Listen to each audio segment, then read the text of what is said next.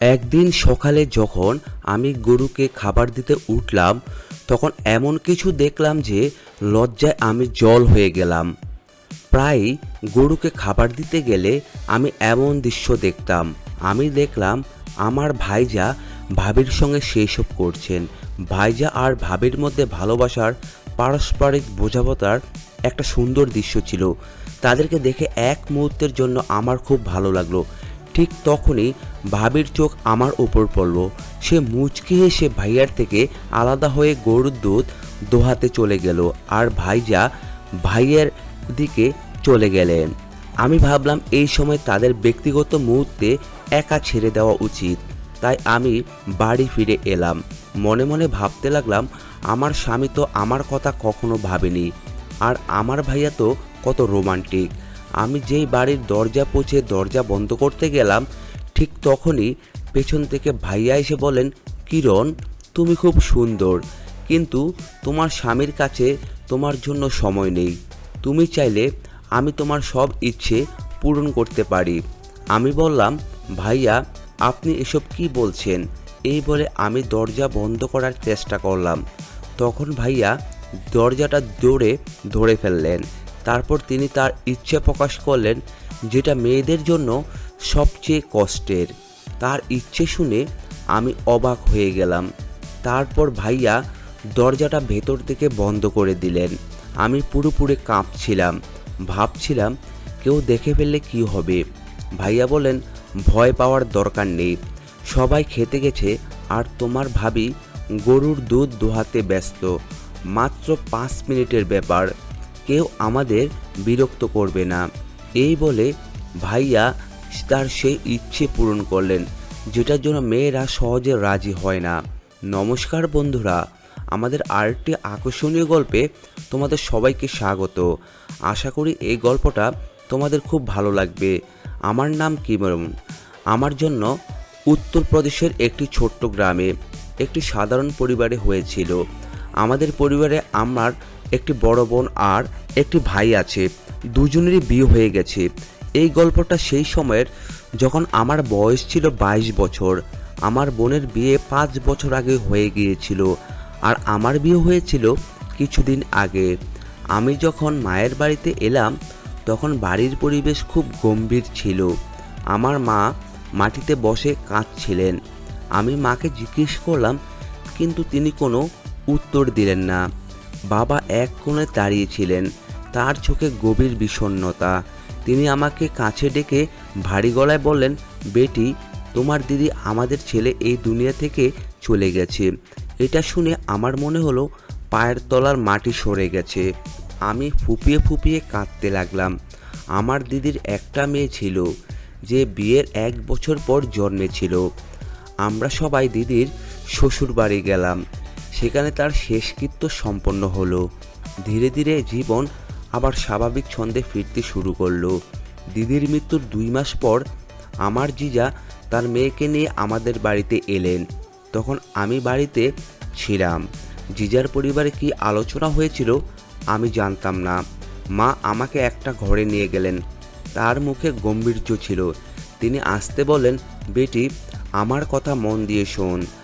তোমার দিদি আর আমাদের মধ্যে নেই। তার ছোট্ট মেয়েটা দেখাশোনা করার মতো এখন কেউ নেই। তোমার জিজা দ্বিতীয় বিয়ে করতে যাচ্ছেন। আমরা ভেবেছি তুমি সেই মানুষ যে এই মেয়েটার জীবন সামলাতে পারবে। এটা শুনে আমি হতবাক হয়ে গেলাম। আমি মাকে জিজ্ঞেস করলাম, মা, কিভাবে? মা গভীর নিঃশ্বাস নিয়ে বলেন, বেটি, তোকে এই মেয়েটাকে রাখতে হবে। এটা খুব কঠিন সিদ্ধান্ত, কিন্তু এটাই ছিল একমাত্র উপায়। তুই না করিস না, আমি তোর সামনে হাত জোড় করছি। মায়ের চোখে জল ছিল। তাকে দেখে আমার মন গলে গেল।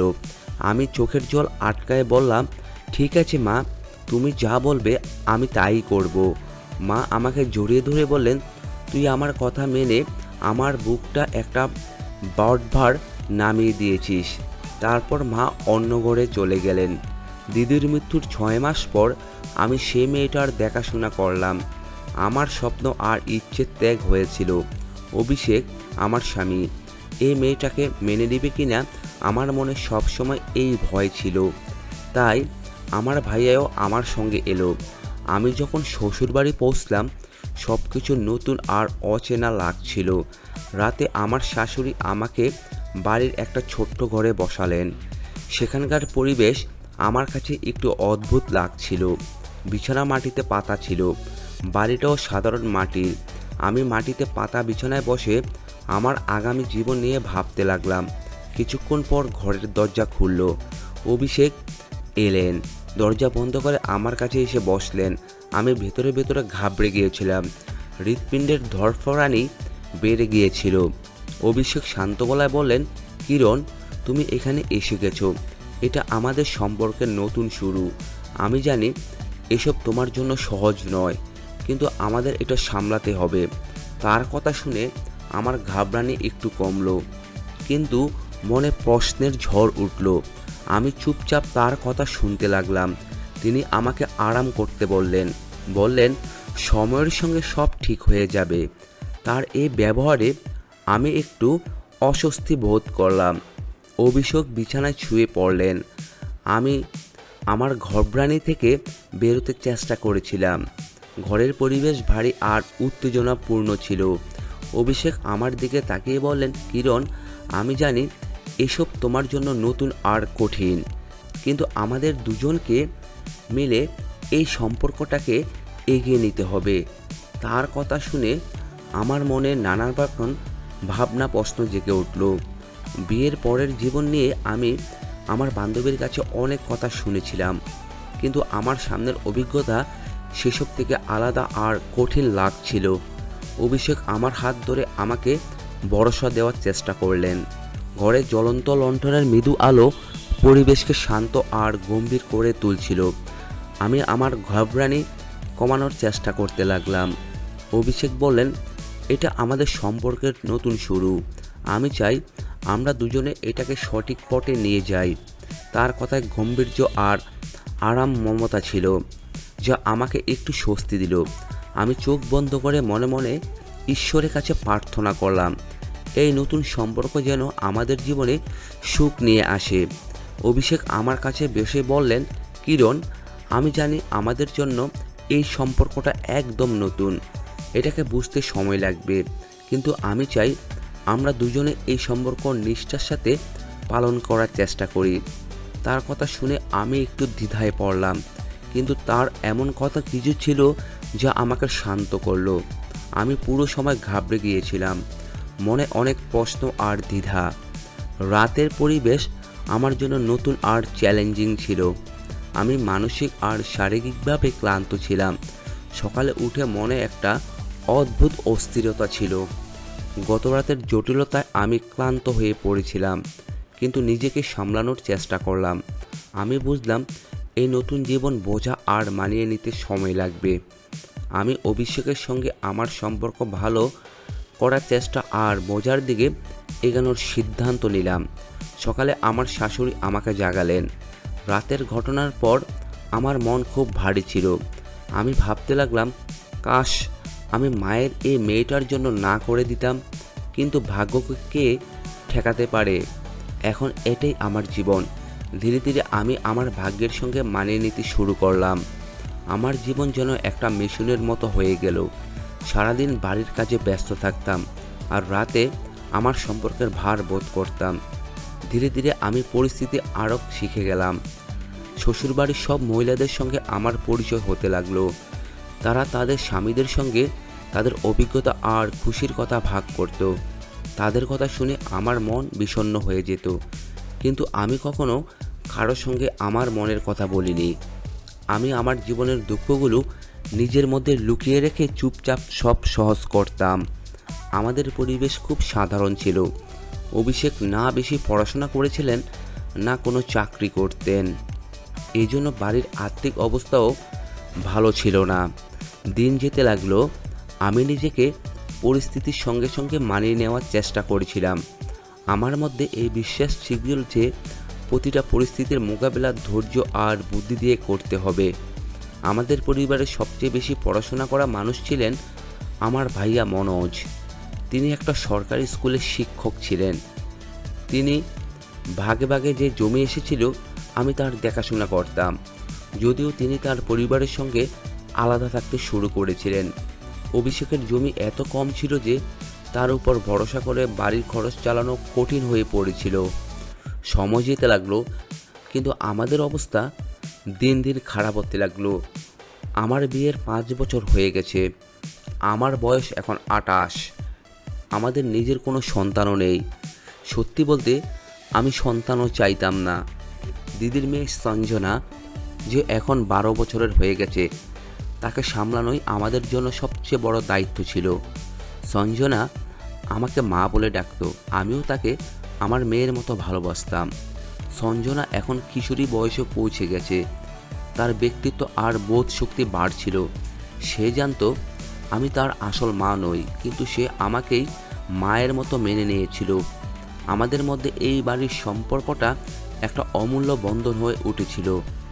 বাড়ির অবস্থা দিন দিন খারাপ হচ্ছিল, আয়ের উৎস সীমিত ছিল আর খরচ বাড়ছিল।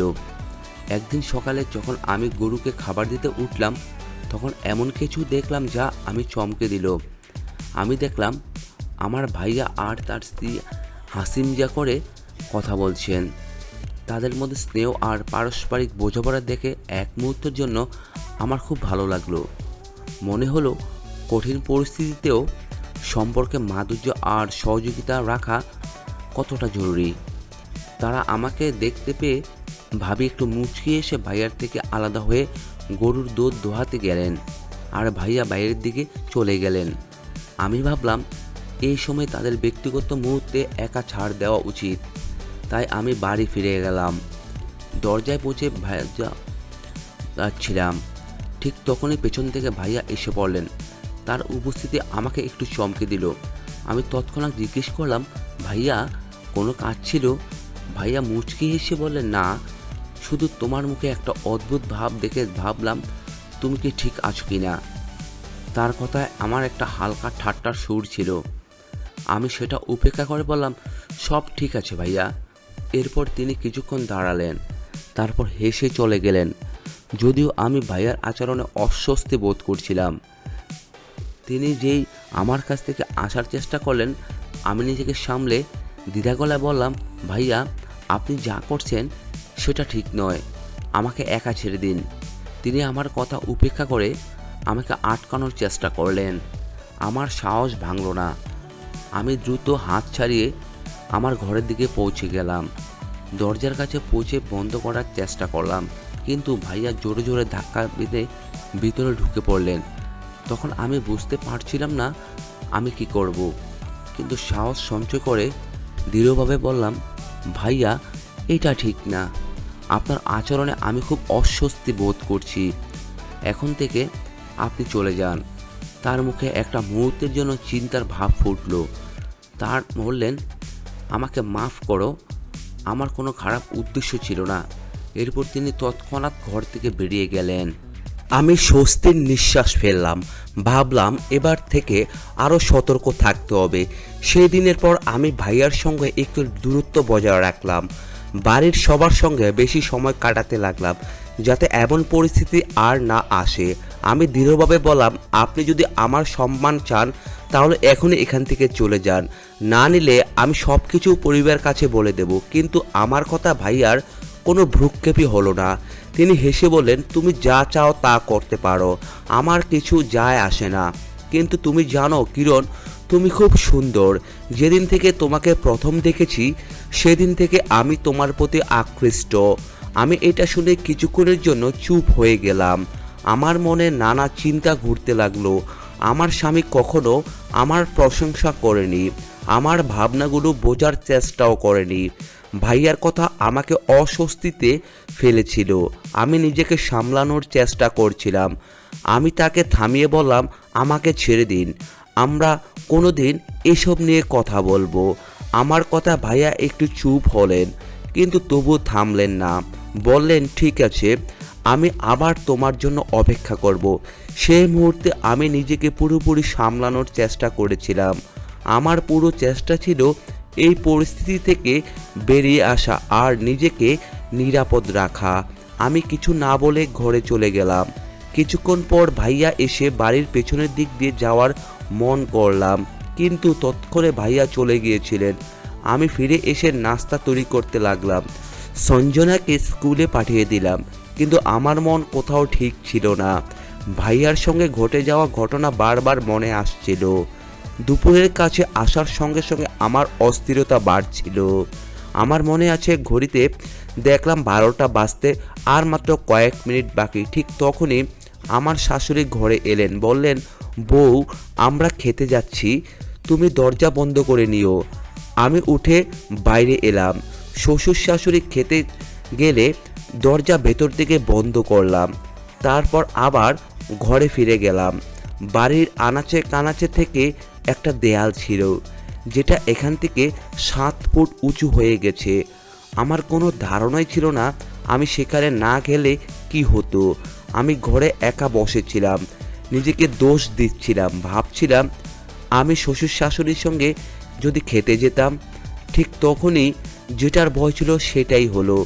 ভাইয়া দরজা এসে জোরে জোরে খটখটাতে লাগলেন, বললেন, তাড়াতাড়ি করো, আমাকেও খেতে হবে। বাচ্চা বাইরে খেলছে। খুঁজতে খুঁজতে এদিকে না এসে পড়ে। আমি গেটের কাছে দাঁড়িয়েছিলাম, বুঝতে পারছিলাম না এখন কি করব। আবার তার গলা শোনা গেল, কি করছো, তাড়াতাড়ি করো। তার কথায় আমার ঘাবড়ানি আরও বেড়ে গেল।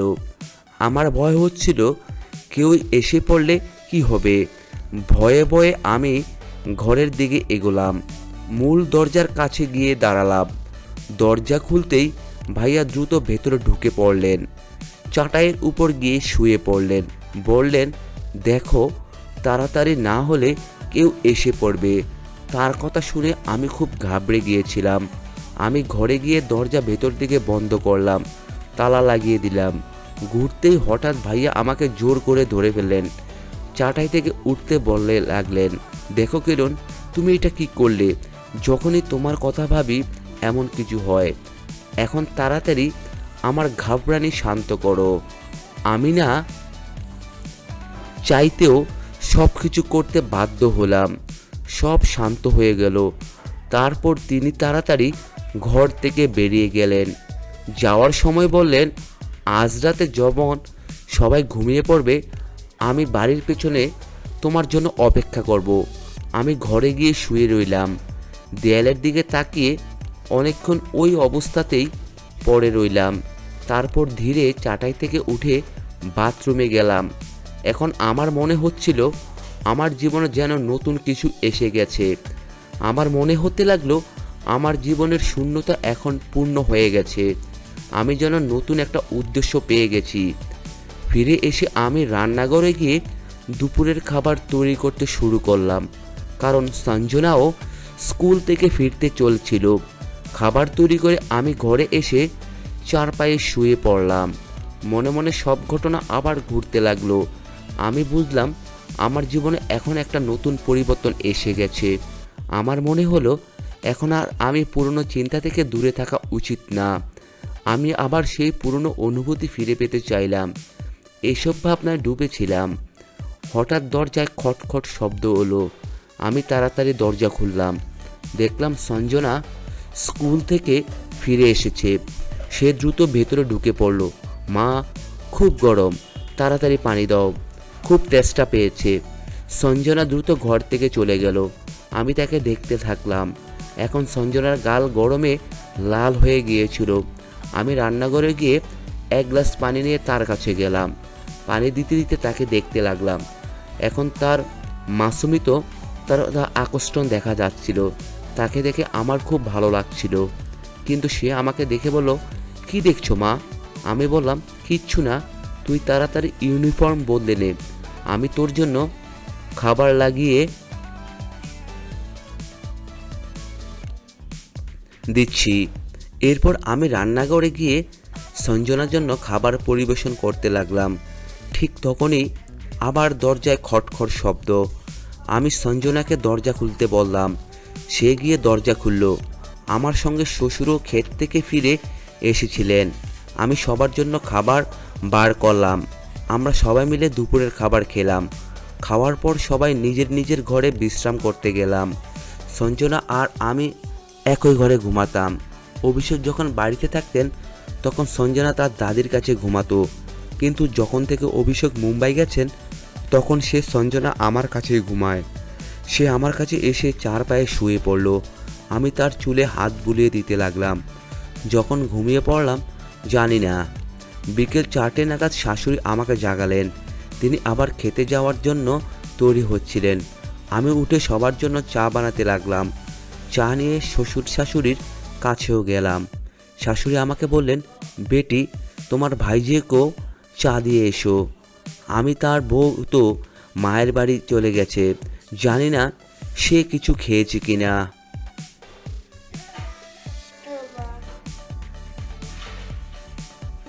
আমি বললাম, মা তো শেষ হয়ে গেছে। শাশুড়ি বললেন, তাতে কি হয়েছে বেটি, চা খেয়ে আবার বানিয়ে। আমি বললাম, ঠিক আছে মা। শ্বশুর শাশুড়ি যখন খেতে গেলেন সঞ্জনাও তাদের সঙ্গে চলে গেল। আমি তাকে অনেক আটকানোর চেষ্টা করলাম, কিন্তু সে তাদের সঙ্গে যাওয়ার জেদ করলো। সবাই চলে যাওয়ার পর আমি আবার ভাবতে লাগলাম আমি কি করব। যদি চা নিয়ে যাই তাহলে ভাইজা আমি সব ইচ্ছে করে তার কাছে যাচ্ছি। তারপর ভাবলাম গেটের বাইরে দিয়ে দেব। এই ভেবে আমি রান্নাঘরের দিকে যাচ্ছিলাম। ঠিক তখনই গেটে কেউ খটখট করলো। জানতাম না বাইরে ভাইয়া থাকতে পারেন। গেট খুলে আমার হৃৎপিণ্ডের ধরফরানি বেড়ে গেল। সত্যি ভাইয়া দাঁড়িয়ে আছেন। তিনি বললেন, মা বলে গেছেন আমি গিয়ে চা খেয়ে আসি, এমন সুযোগ আমি কিভাবে ছাড়ি। তিনি কিছু না বলে বাড়ির ভিতরে ঢুকে পড়লেন। আমি গেটে ভয়ে ভয়ে দাঁড়িয়ে তাকে দেখছিলাম, বুঝতে পারছিলাম না এখন কি করব। তিনি বললেন, এখানে কি দাঁড়িয়ে থাকবে না কিছু করবে? আসতে হবে না। যে কাজের জন্য তোমাকে রাতে ডেকেছিলাম সেটা আমি এখনই করতে যাব। রাতে সুযোগ পাবো কিনা জানি না। এই বলে তিনি আমার কানে আস্তে করে একটা কথা বললেন। সেটা শুনে আমার হুঁশ উড়ে গেল। আমি পুরো চেষ্টা করছিলাম এই পরিস্থিতি থেকে বেরিয়ে আসা আর নিজেকে নিরাপদ রাখা। আমি কিছু না বলে ঘরে চলে গেলাম। বাইরে এসে বাড়ির পেছনের দিকে যাওয়ার মন করলো, কিন্তু তৎক্ষণে ভাইয়া চলে গিয়েছিলেন। আমি ফিরে এসে নাস্তা তৈরি করতে লাগলাম। সঞ্জনাকে স্কুলে পাঠিয়ে দিলাম, কিন্তু আমার মন কোথাও ঠিক ছিল না। ভাইয়ার সঙ্গে ঘটে যাওয়ার ঘটনা বারবার মনে আসছিল। দুপুরের কাছে আসার সঙ্গে সঙ্গে আমার অস্থিরতাও বাড়ছিল। আমার মনে আছে বাঁচতে আর কয়েক মিনিট বাকি। ঠিক তখনই আমার শাশুড়ি ঘরে এলেন। বললেন, বউ আমরা খেতে যাচ্ছি, তুমি দরজা বন্ধ করে নিও। আমি উঠে বাইরে গেলাম। শ্বশুর শাশুড়ি খেতে গেলে ভেতর থেকে দরজা বন্ধ করলাম। তারপর আবার ঘরে ফিরে গেলাম। বাড়ির আঙ্গিনা আগে থেকে একটা দেয়াল ছিল, যেটা এখন 7 ফুট উঁচু হয়ে গেছে। আমার কোনো ধারণা ছিল না আমি সেখানে গেলে কি হতো। আমি ঘরে, ভাইয়া ঘরে এসেছিলেন। নিজেকে দোষ দিচ্ছিলাম। ভাবছিলাম কাশ শ্বশুর শাশুড়ির সঙ্গে খেতে গেলে যেতাম। ঠিক তখনই যেটার ভয় ছিল সেটাই হলো। ভাইয়া দরজা এসে জোরে জোরে খটখটাতে লাগলেন। বললেন, তাড়াতাড়ি করো, আমাকে খেতে যেতে হবে। বাচ্চারা বাইরে খেলছে। খুঁজতে খুঁজতে এদিকে যদি না এসে পড়ে। আমি গেটের বাইরে দাঁড়িয়েছিলাম, বুঝতে পারছিলাম না এখন কি করব। আবার তার গলাও শোনা গেল, কি করছো, তাড়াতাড়ি করো। তার কথায় আমার ঘাবড়ানি আরও বেড়ে গেল। আমার ভয় হচ্ছিল কেউ এসে পড়লে কি হবে। ভয়ে ভয়ে আমি ঘরের দিকে এগোলাম। মূল দরজার কাছে গিয়ে দাঁড়ালাম। দরজা খুলতে ভাইয়া দ্রুত ভেতরে ঢুকে পড়লেন। চাটাইয়ের উপর গিয়ে শুয়ে পড়লেন। বললেন, দেখো তাড়াতাড়ি করো, নইলে কেউ এসে পড়বে। তার কথা শুনে আমি খুব ঘাবড়ে গিয়েছিলাম। আমি ঘরে গিয়ে দরজা ভেতর থেকে বন্ধ করলাম, তালা লাগিয়ে দিলাম। ঘুরতেই হঠাৎ ভাইয়া আমাকে জোর করে ধরে ফেললেন। চাটা থেকে উঠে বলতে লাগলেন, দেখো কিরণ, তুমি এটা কি করলে? যখনই তোমার কথা ভাবি এমন কিছু হয়। এখন তাড়াতাড়ি আমার ঘাবড়ানি শান্ত করো, নইলে আমি সব কিছু করতে বাধ্য হব। সব শান্ত হয়ে গেল। তারপর তিনি তাড়াতাড়ি করে সিঁড়ি বেয়ে ঘর থেকে বেরিয়ে গেলেন। যাওয়ার সময় বললেন, আজ রাতে যখন সবাই ঘুমিয়ে পড়বে আমি বাড়ির পেছনে তোমার জন্য অপেক্ষা করব। আমি ঘরে গিয়ে শুয়ে রইলাম। দেয়ালের দিকে তাকিয়ে অনেকক্ষণ ওই অবস্থায় পড়ে রইলাম। তারপর ধীরে চাটাই থেকে উঠে বাথরুমে গেলাম। এখন আমার মনে হচ্ছিল আমার জীবনে যেন নতুন কিছু এসে গেছে। আমার মনে হতে লাগলো আমার জীবনের শূন্যতা এখন পূর্ণ হয়ে গেছে। আমি যেন একটা নতুন উদ্দেশ্য পেয়ে গেছি। ফিরে এসে আমি রান্নাঘরে গিয়ে দুপুরের খাবার তৈরি করতে শুরু করলাম, কারণ সঞ্জনাও স্কুল থেকে ফিরতে চলছিল। খাবার তৈরি করে আমি ঘরে এসে চারপাইয়ে শুয়ে পড়লাম। মনে মনে সব ঘটনা আবার ঘুরতে লাগলো। আমি বুঝলাম আমার জীবনে এখন একটা নতুন পরিবেশ এসেছে। আমার মনে হলো এখন আমার আর আগের পুরনো চিন্তা থেকে দূরে থাকা উচিত না। আমি আবার সেই পুরনো অনুভূতি ফিরে পেতে চাইলাম। এইসব ভাবনা ডুবেছিলাম।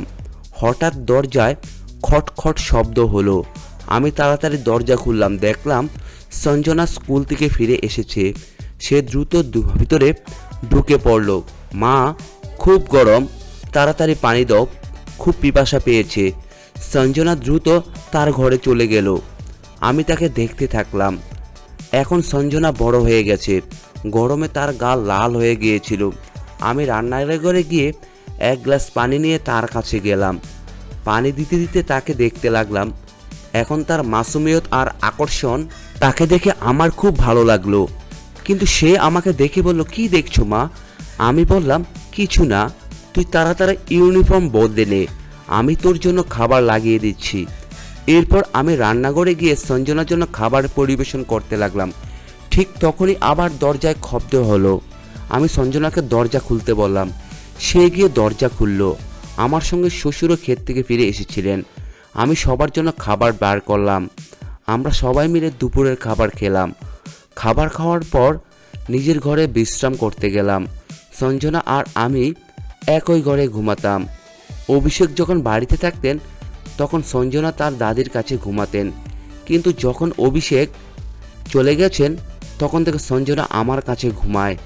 সে আমার কাছে এসে চার পায়ে শুয়ে পড়ল। আমি তার চুলে হাত বুলিয়ে দিতে শুরু করতে লাগলাম। কখন ঘুমিয়ে পড়লাম আমি জানি না। বিকেল 4টা নাগাদ শাশুড়ি আমাকে জাগালেন। তিনি আবার খেতে যাওয়ার জন্য তৈরি হচ্ছিলেন। আমি উঠে চা সব বানানোর জন্য বানাতে লাগলাম। চা নিয়ে শ্বশুর শাশুড়ির কাছে গেলাম। শাশুড়ি আমাকে বললেন, বেটি, তোমার ভাইজিকেও চা দিয়ে এসো, তার বউ তো মায়ের বাড়ি গেছে, জানি না সে কিছু খেয়েছে কিনা। আমি বললাম, মা, চা তো শেষ হয়ে গেছে। শাশুড়ি বললেন, তাতে কি হয়েছে বেটি, চা খেয়ে আবার বানিয়ে দিও। আমি বললাম, ঠিক আছে মা। শাশুড়ি শ্বশুরি যখন খেতে গেলেন সঞ্জনা আমার সঙ্গে চলে গেলেন। আমি তাকে আটকানোর অনেক চেষ্টা করছিলাম, কিন্তু সে তাদের সঙ্গে যাওয়ার জেদ করলো। সবাই চলে যাওয়ার পর আমি আবার ভাবতে লাগলাম, এখন আমি কি করব। যদি চা নিয়ে যাই তাহলে ভাইজা ভাববেন আমি ইচ্ছে করে তার কাছে যাচ্ছি। তারপর ভাবলাম চা গেটের বাইরে দিয়ে দেব। এই ভেবে আমি রান্নাঘরের দিকে যাচ্ছিলাম। ঠিক তখনই গেটে কেউ খটখট শব্দ করলো। আমি জানতাম না বাইরে ভাইয়া থাকতে পারেন। গেট খুলতেই আমার হৃৎপিণ্ডের ধরফরানি ফেরে গেল। সত্যি বাইরে ভাইয়া দাঁড়িয়েছিলেন। তিনি বললেন, মা চলে গেছে, আমি যেয়ে চা খেয়ে আসি। এমন সুযোগ আমি কিভাবে ছাড়ি। তিনি কিছু না বলে বাড়ির ভিতরে ঢুকে পড়লেন। আমি গেটে ভয়ে ভয়ে দাঁড়িয়ে তাকে দেখছিলাম। বুঝতে পারছিলাম না এখন কি করব। তিনি বললেন, এখন কি দাঁড়িয়ে থাকবে নাকি না কিছু করবে। কিছুক্ষণ পর বললেন, এখন তোমাকে রাতে আসতে হবে না। যে কাজের জন্য তোমাকে রাতে ডাকছিলাম সেটা আমি এখনই সেরে নেব। রাতে সুযোগ পাবো কিনা জানি না। এই বলে তিনি আমার কানে আস্তে আস্তে একটা কথা বললেন। সেটি শুনে আমার হুঁশ উড়ে গেল। আজ ভাইয়া তার সেই ইচ্ছে পূরণ করতে চাচ্ছিলেন, যেটা মেয়েদের জন্য সবচেয়ে বেশি কষ্টের, যেটার জন্য মেয়েরা সহজে রাজি হয় না। আমি ভাইয়াকে স্পষ্টভাবে না করে দিলাম, কিন্তু তিনি মানলেন না। বলতে লাগলেন, যেদিন থেকে তোমাকে প্রথম দেখেছি সেদিন থেকে আমার মনে এই ইচ্ছে জেগেছে। আজ সুযোগ পেয়েছি, এটা আজ ছাড়া করতে চাই না। ভাইয়ার জেদের কাছে আমার কোনো কথাই খাটলো না। কিছুক্ষণের জন্য ঘরে যেন একটা ঝড় উঠল। তারপর সব কিছু স্বাভাবিক হয়ে গেল। ভাইয়া যখন বাইরে যাওয়ার জন্য উঠলেন আমি গেট খুললাম, তিনি বেরিয়ে গেলেন। শুয়ে পড়লাম। আজ আমি পুরোপুরি তৃপ্ত ছিলাম। আমার সব ইচ্ছে পূর্ণ হয়ে গিয়েছিল। আমার মনে ছিল আমার ভিতরে যেন কিছু একটা নতুন এসে গেছে। বা বলা যায় আমি আজ পুরোপুরি সুখ পেয়ে গেছি। তো বন্ধুরা, এটাই ছিল আজকের গল্প। এই গল্পটা তোমাদের কেমন লাগলো তোমাদের মতামত কমেন্ট বক্সে জানিও।